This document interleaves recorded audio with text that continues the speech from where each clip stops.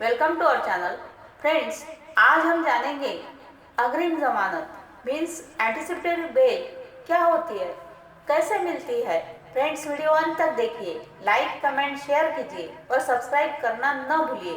तो चलिए जानेंगे एंटीसिपेटरी बेल के बारे में।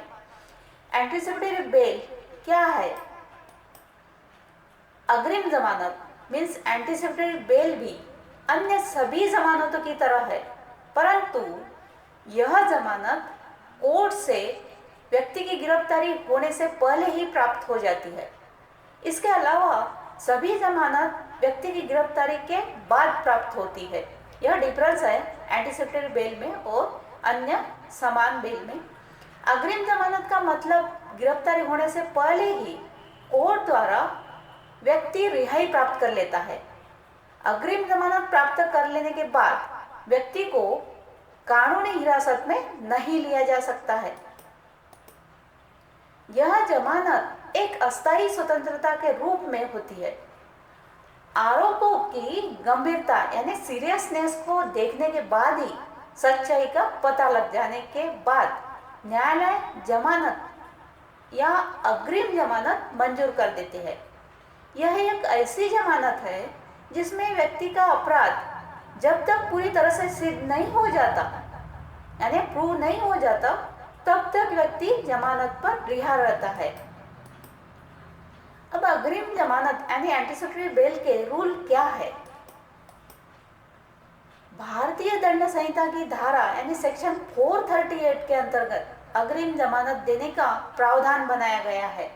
इस धारा में सिर्फ उन्हीं व्यक्तियों को सम्मिलित किया जाता है जो पूर्ण रूप से अपराध का हिस्सा नहीं होते हैं और उन्हें उस अपराध में फंसाया जाता है।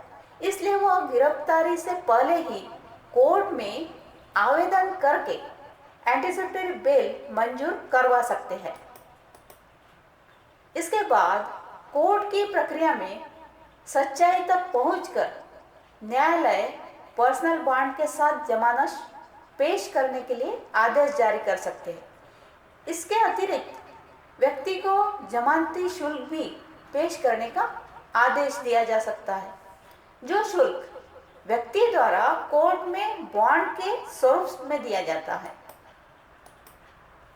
अगर किसी कारणवश कोई व्यक्ति किसी के आपराधिक मामले में फंसने की आशंका होती है तो उस व्यक्ति की एफआईआर से पूर्व ही अग्रिम जमानत हेतु आवेदन करने का अधिकार रखता है, क्योंकि जमानत प्राप्त हो जाने के पश्चात उस व्यक्ति को कोर्ट द्वारा पुलिस को यह आदेश दिया जाता है कि यदि कोई एफआईआर अमुक व्यक्ति के खिलाफ दर्ज होती है तो एफआईआर दर्ज होने के बाद उस व्यक्ति को 7 दिन या जब तक कोर्ट के कहे दिन के पहले उस व्यक्ति को सूचित करना होगा कि वो एफआईआर की कॉपी देनी होगी। अब अग्रिम जमानत यानी एंटीसिपेटरी बेल हेतु आवेदन कब होता है?